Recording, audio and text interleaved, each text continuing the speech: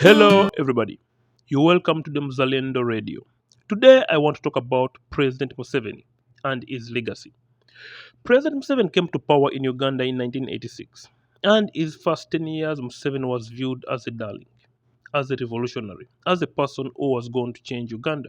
Museveni even promised he was going to change Uganda, and Museveni was quoted saying, "The problem of Africa in general and Uganda particularly is not the people, but the leaders who want to overstay in power." That's the quote President Museveni said in 1986 when he has just taken power. And a few years later, Museveni changed and said, "Some people think that being in government for a long time is a bad thing. But the more you stay, the more you learn. I'm now an expert in government." That's Museveni now. He changed from his quote about overstaying in power, now saying overstaying in power is good and it has gained Museveni experience. But Museveni since 1986, 40 years after, 40 years, nearly 40 years since President Museveni came to power, today his legacy seems like it has been ruined. It seems like President Museveni came to power so that corruption, nepotism can thrive in Uganda. Museveni, who was a darling of Uganda from 1986 to 2000, he has become a person who has ruined his legacy.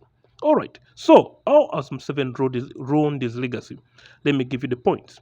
I'll start with overstaying in power.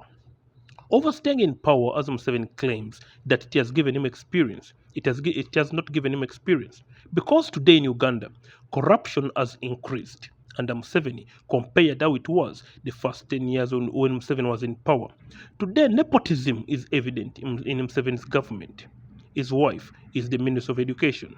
His son is the commander of the Defense Forces, to mention a few. Today, if Museveni has gained power, how come everything in Uganda is failing? Museveni has ruined his legacy by overstaying in power because overstaying in power has not given Museveni experience, but it has enabled Museveni's cronies, Museveni's circles to become more corrupt, more nepotic, more nepotism, and more tribalism has thrived under Museveni's long-term tenure as the president. If Museveni says he gained experience, these things wouldn't be going up, they would have gone down.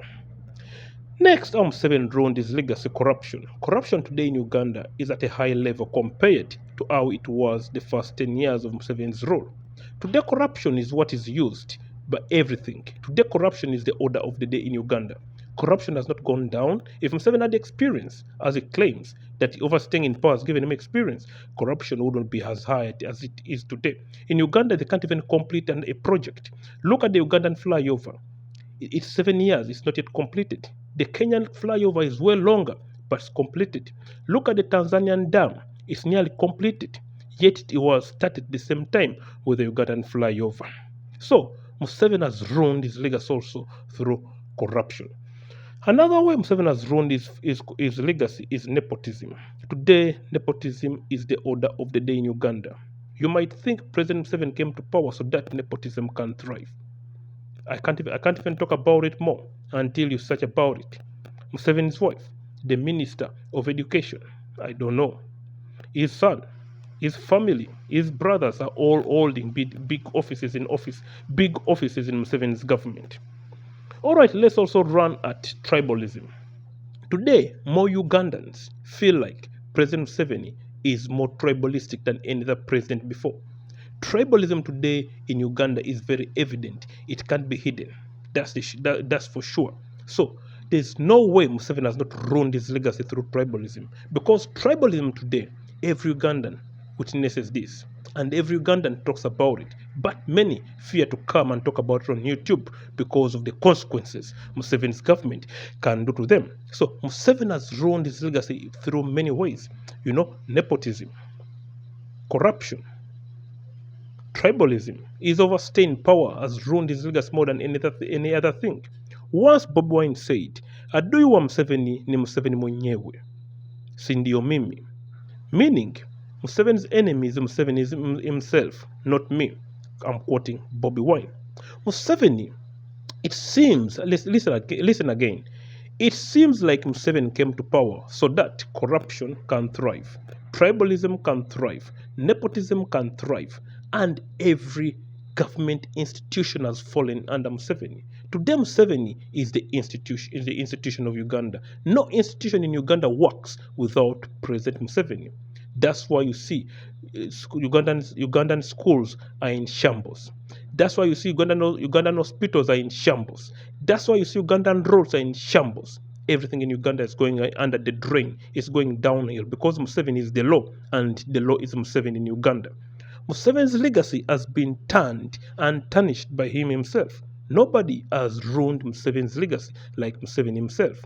If Museveni stuck to his saying when he just came to power in 1986, saying, the problem of Africa, particularly in Uganda, is presidents who want to overstay in power. If Museveni stuck to that, and maybe Museveni resigned in 2006 as presidency, Museveni's legacy would have been saved. But there's no way Museveni's legacy is going to be saved right now, because survey shows majority Ugandans now view Museveni in a negative light. So Museveni's legacy has been totally damaged. There are some people who say Museveni's legacy is amazing. Museveni has done good. But majority Ugandans, no, Museveni's legacy has been tarnished. Not by the people, not by the opposition, but by Museveni himself. Through corruption, nepotism, tribalism, mention a few. Institutions all in Uganda have gone under the drain. Nothing works in Uganda. Understand? So, Museveni's legacy, to me, it has been totally damaged. Totally damaged. I would appreciate if you leave a comment and talk about Museveni's legacy. Let me tell you how Museveni has ruined everything in Uganda.